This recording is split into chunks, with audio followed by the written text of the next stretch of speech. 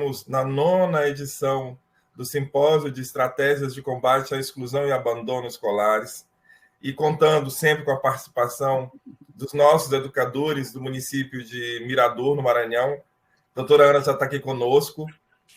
Nós temos agora aqui professores lá de Miradouro, e aí nós aproveitamos, doutora Ana, para agradecer pela parceria e confiança à gestora municipal, a senhora Maria Domingas Cabral, a professora Erenilde Bezerra, que é a secretária municipal de educação, a professora Jandira Brandão, que é assessora pedagógica. Então, eles estão conosco nesse simpósio, né? E, de pronto, nós já vamos aqui, já contamos com a presença ilustre da nossa querida professora Ana Escobar, que vai discutir conosco hoje saúde emocional e acolhimento das crianças e adolescentes nesse retorno às aulas, né? Que ainda se torna um grande desafio.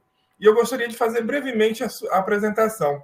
Obviamente, todos já conhecem a doutora Ana, né, da televisão, e às vezes não sabe que ela tem uma carreira acadêmica, né,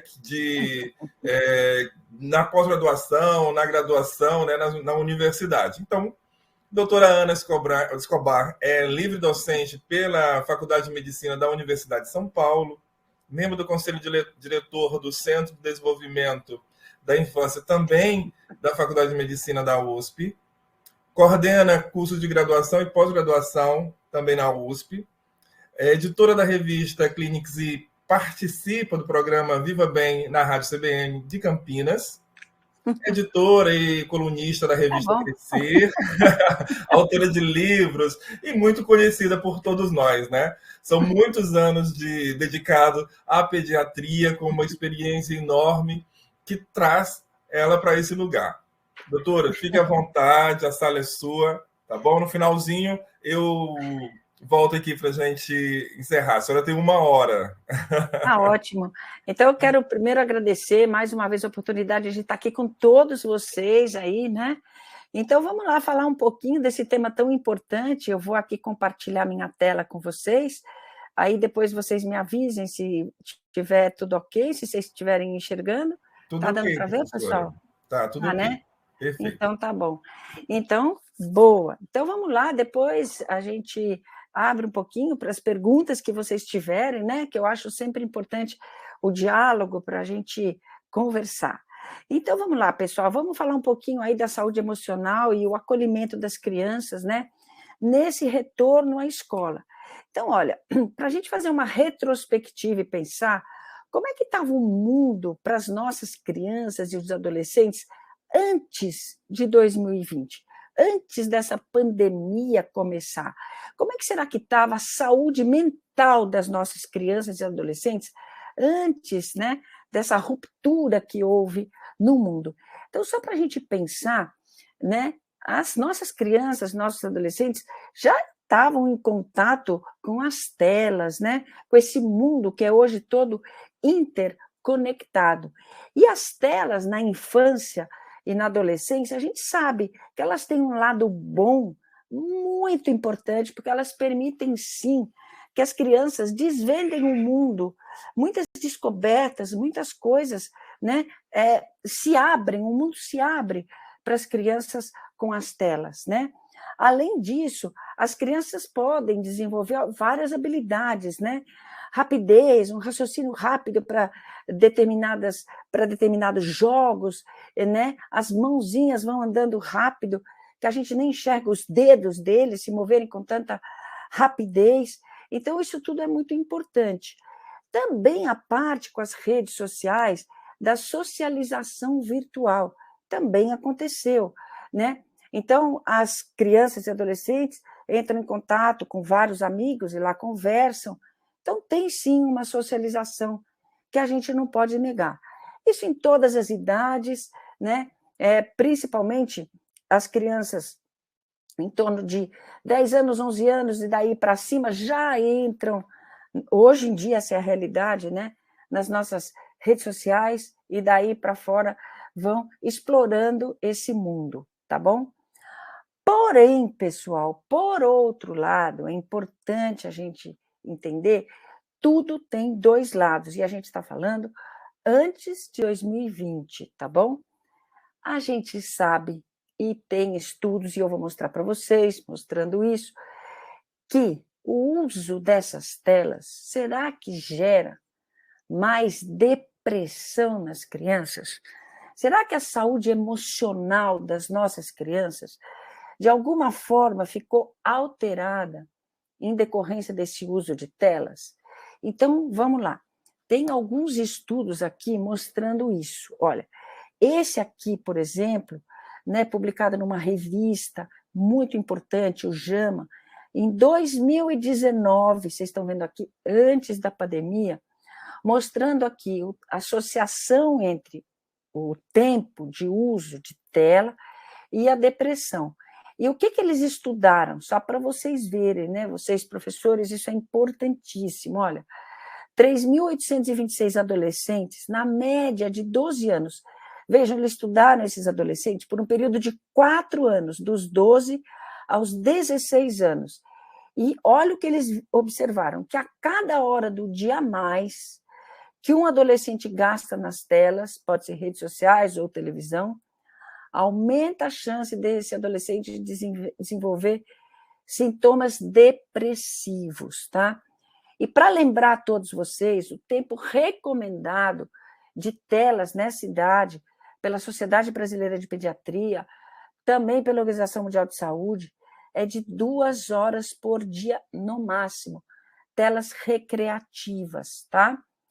E qual a explicação para isso, tá? Então, tá aqui, olha, a explicação apontada é que provavelmente as redes sociais e a televisão fazem com que a autoestima dos adolescentes diminua significativamente.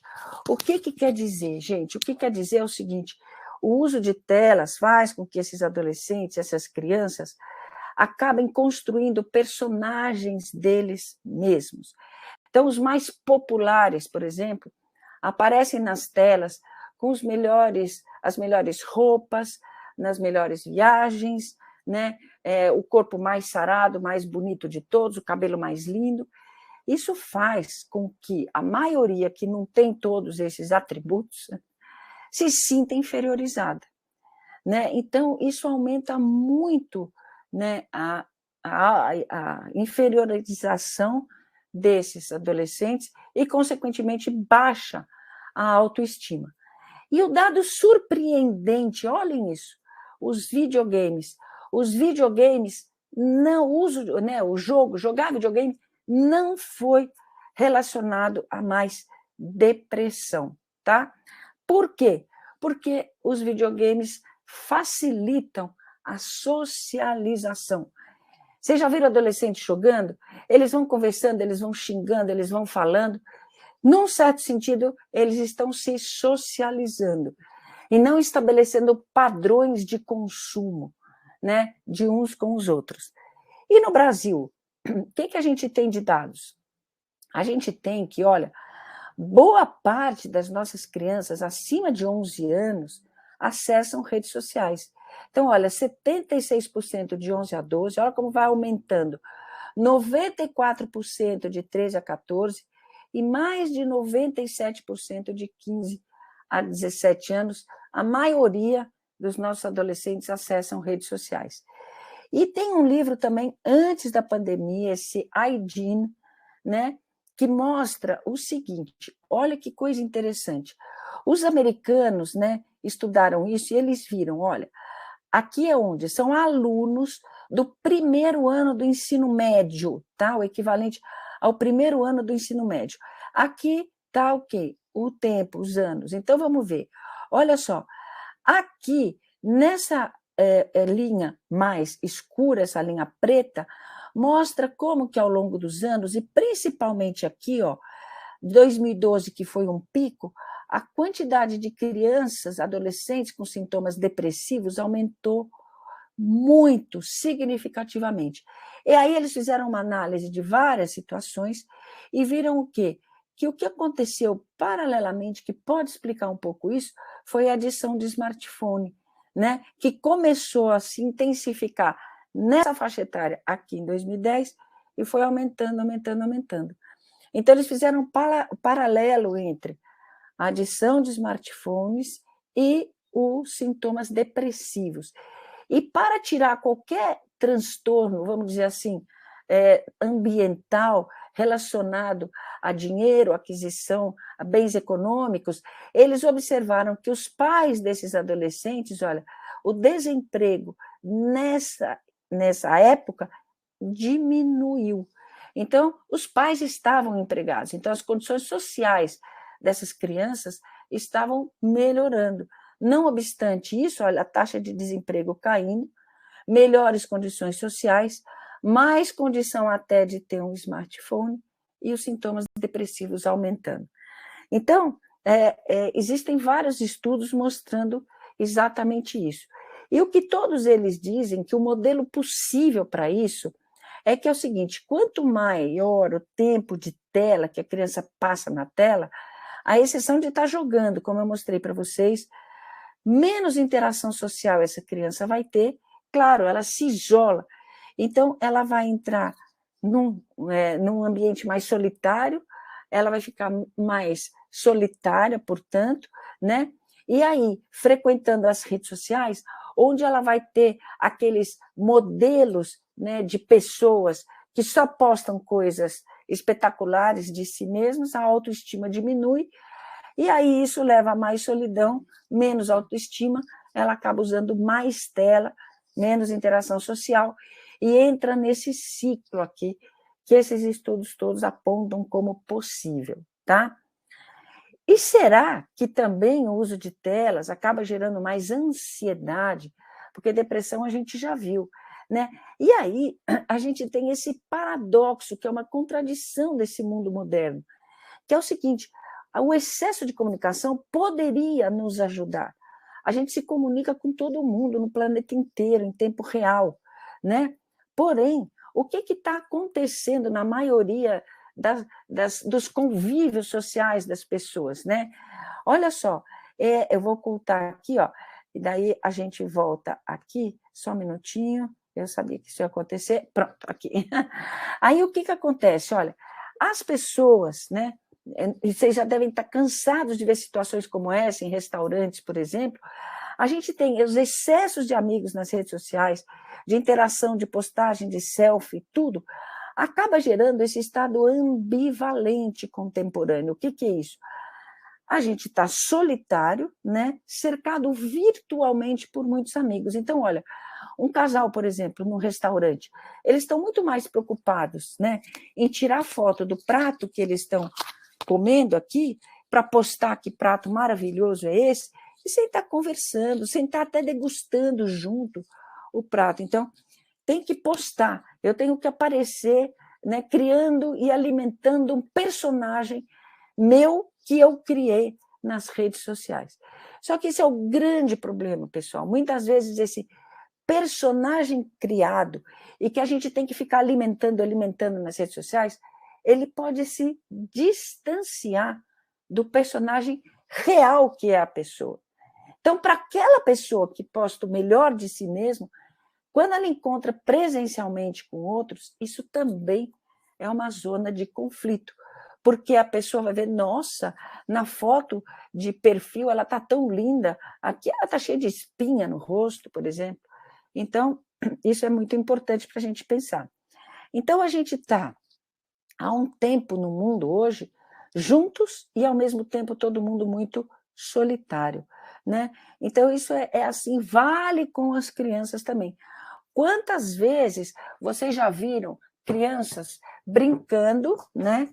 Brincando juntas, melhor dizendo, e assim, juntas desse jeito, cada uma no seu mundo, cada uma com o seu celular grudado, né? Sem falar uns com os outros. Famílias também, em vez de estarem juntos, cada um está no seu mundo, no seu celular. Esse é o mundo que vivemos até essa pandemia chegar.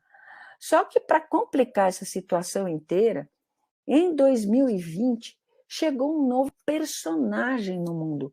Quem é que chegou no mundo? O coronavírus. E esse coronavírus, para complicar, fez com que todo mundo ficasse em casa. Resultado, o ensino passou a ser virtual.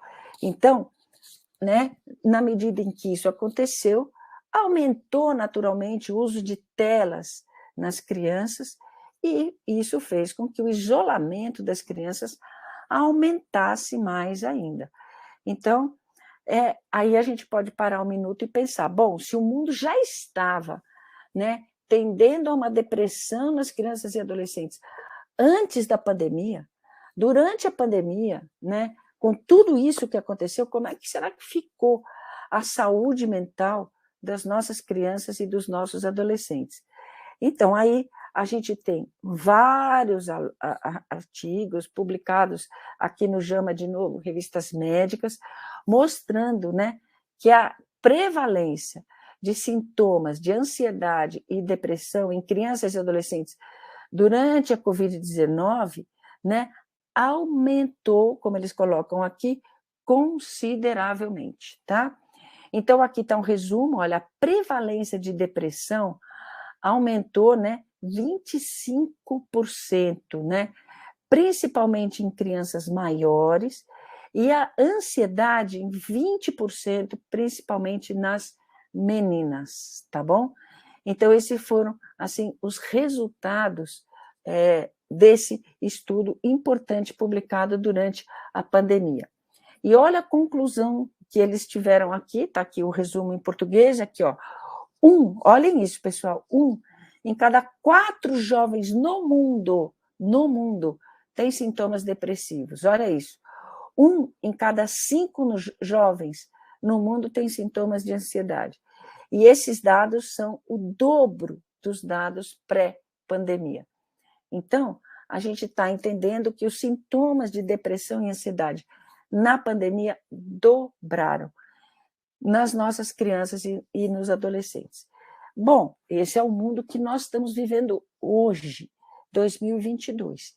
E aí cabe a pergunta, então, bom, já que temos esses dados, o que a escola pode fazer? E esses dados vocês estão vendo publicados em revistas científicas de nome no mundo inteiro, então são dados absolutamente reais. O que a escola pode fazer agora que a gente está voltando ao ensino, voltou já ao ensino presencial? O que a gente pode fazer? Então vamos pensar juntos aqui, olha.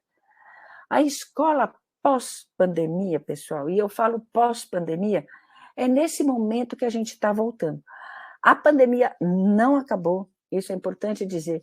Ao contrário, ela tem momentos assim de piora, momentos de melhora.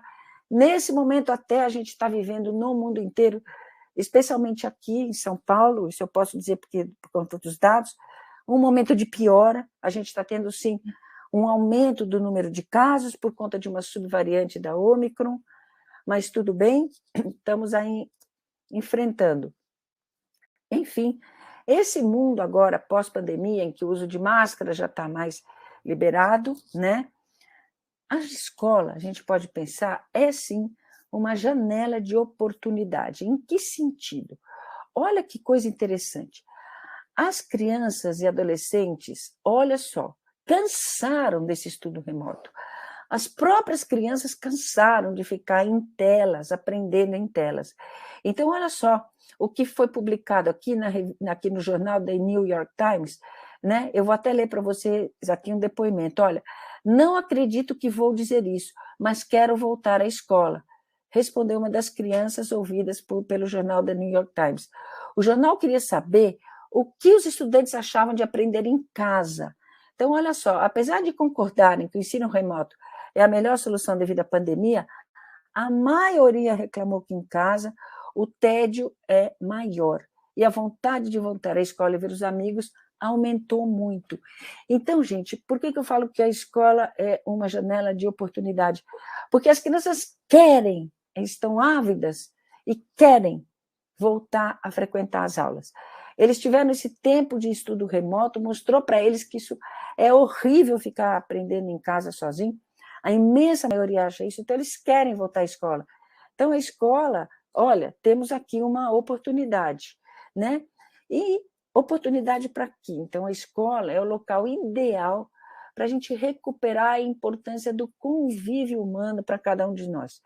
Pessoal, então, o que a gente está vendo como o cerne da causa desse aumento de ansiedade e de depressão nas nossas crianças e adolescentes. É o isolamento de cada um, é a tendência à solidão, é a tendência a ficar sozinho, é não se ver e se reconhecer no outro. Na hora que a gente se vê no outro, que a gente tem um convívio presencial, aquele personagem criado nas redes sociais, ele vai para o espaço, ele automaticamente some, vira pó, vira fumaça. Por quê? Porque na hora que você vê a pessoa e vê que a pessoa ou está acima do peso, ou está muito abaixo do peso, ou está com o cabelo sujo, ou tem espinha no rosto, ou enfim, você sente o cheiro da pessoa, não usou desodorante, não está com cheiro bom. Tudo que a gente pode ver na pessoa real, que é verdade, somos assim, somos humanos, todos somos humanos. Então, pessoal, a gente se identifica um pouco no outro. Então, por exemplo, aquela menina fala, o cabelo dela não é tão bonito, então é que nem o meu também não é bonito, dela também não, estamos iguais. Então, esse convívio humano acaba mostrando a humanidade que temos em cada um de nós. Ou seja, os nossos defeitos, as nossas imperfeições aparecem, e todos temos defeitos, todos temos imperfeições. E é importante a gente se identificar um no outro, né? Então, isso aparece. Então, a escola é um local onde, primeiro, a gente se reconhece no outro.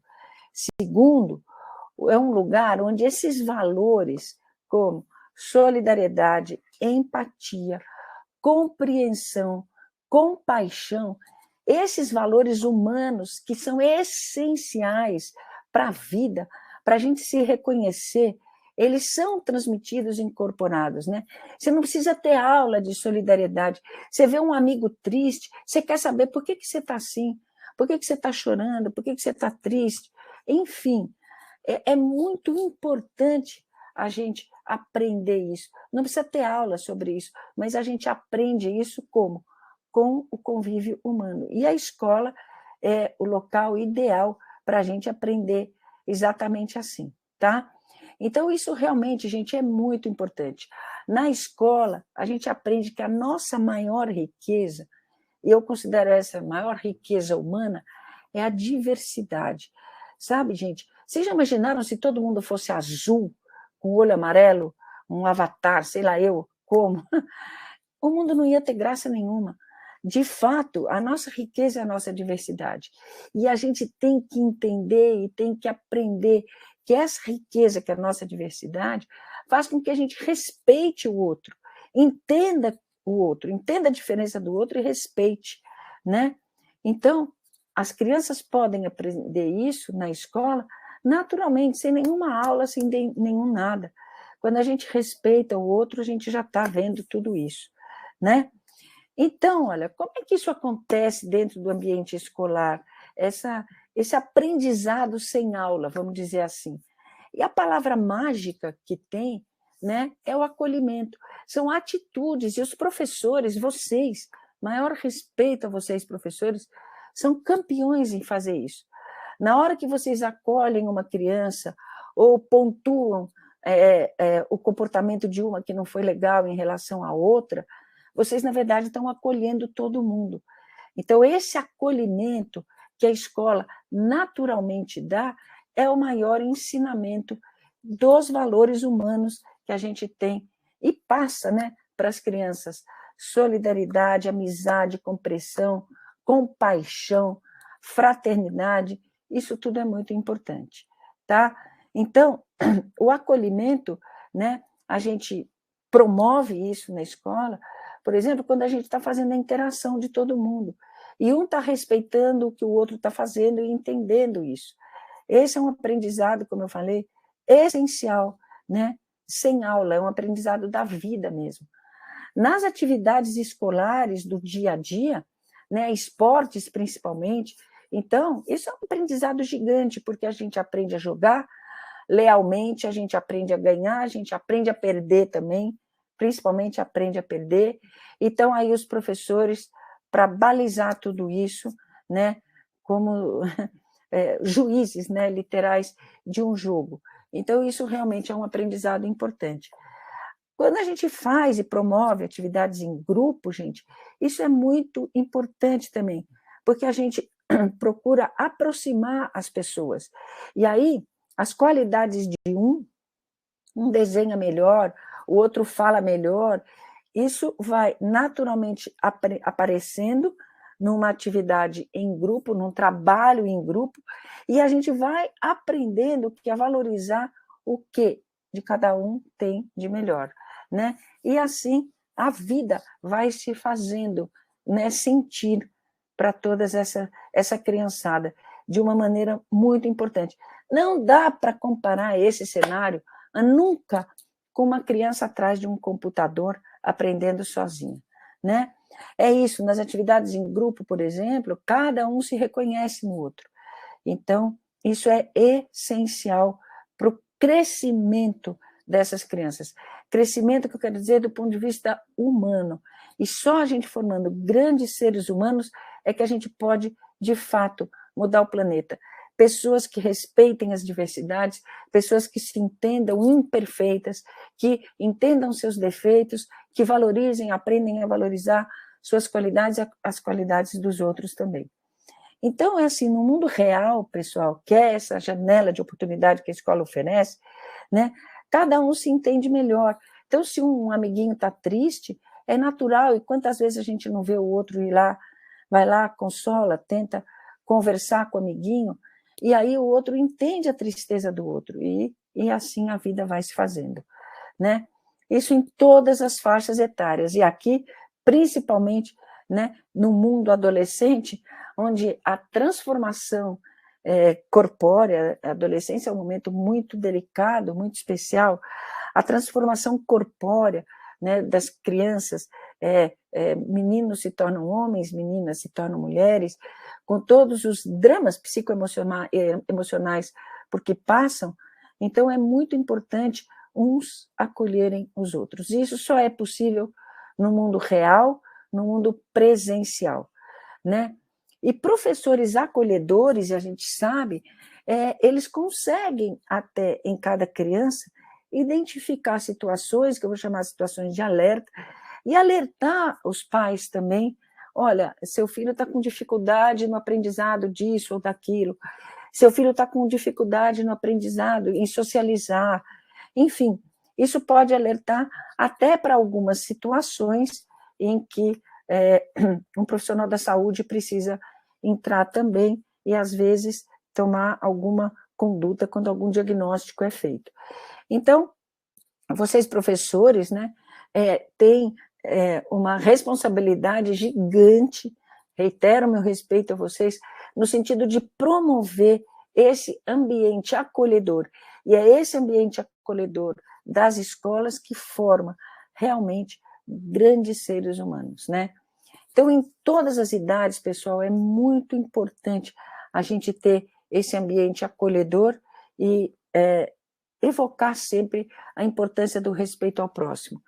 Então, eu digo sempre, gente, que a escola é um mundo gigantesco de aprendizados.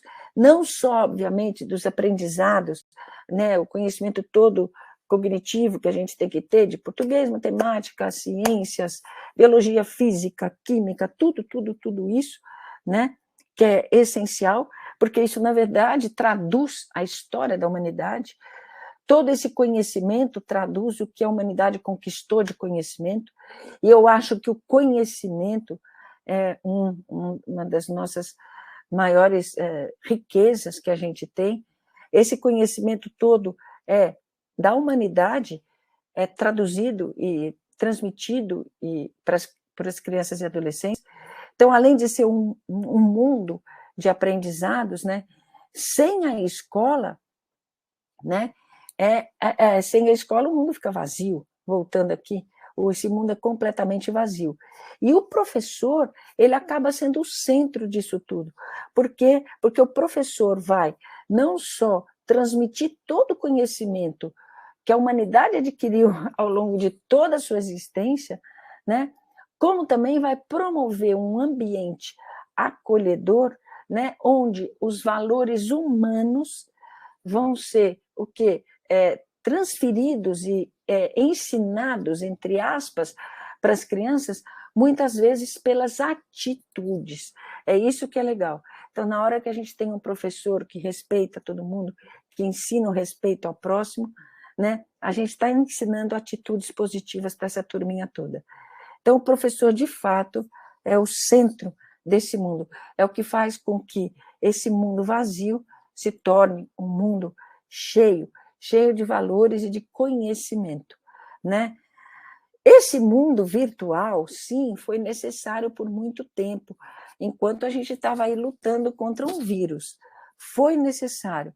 Porém, pessoal, nada se compara a esse cenário que a gente tem agora, ao acolhimento que a presença humana nos proporciona. Eu acho que essa pandemia veio mostrar que a nossa maior riqueza, o nosso valor, é o que é o contato humano, né? Insisto em dizer isso. Então, a escola, e está aí vocês, professores, né, como prova disso, é, de fato, a esperança de um mundo melhor para toda essa turminha.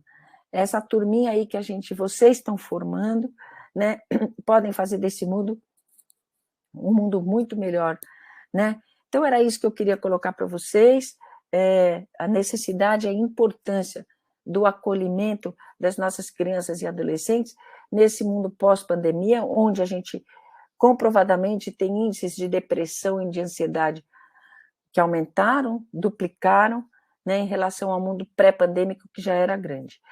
E estou aqui, gente, então, me coloco aqui à disposição de vocês, tá?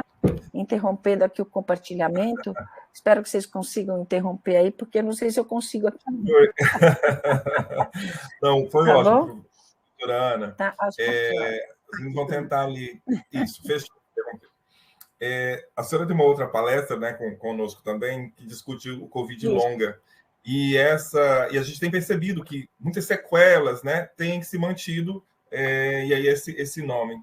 Mas o aspecto emocional também tem causado isso, a gente tem percebido, né? Nós temos visto, por exemplo, na mídia, e agora até com uma certa frequência, em nossas escolas, grupos de alunos que passam mal ao mesmo tempo, né? E aí a gente, enquanto escola, claro, chama SAMU, chama o Corpo de Bombeiros, chama os médicos ali do postinho, para tentar resolver. Mas qual é o caminho? O caminho é esse do acolhimento? Assim, que fala enquanto escola, enquanto nosso papel de educadores. Exatamente. Olha, exatamente. Eu diria para vocês, né, que essa situação emocional das nossas crianças e adolescentes está mesmo num limite. Vocês estão vendo, né, que a quantidade de crianças com ansiedade e depressão é muito grande. Então, o que acontece? Isso, às vezes, é como uma fagulha, né? Se, assim, acende uma faísca de um lado, isso pode... Todo mundo que já está no limite faz aquela reação em cadeia.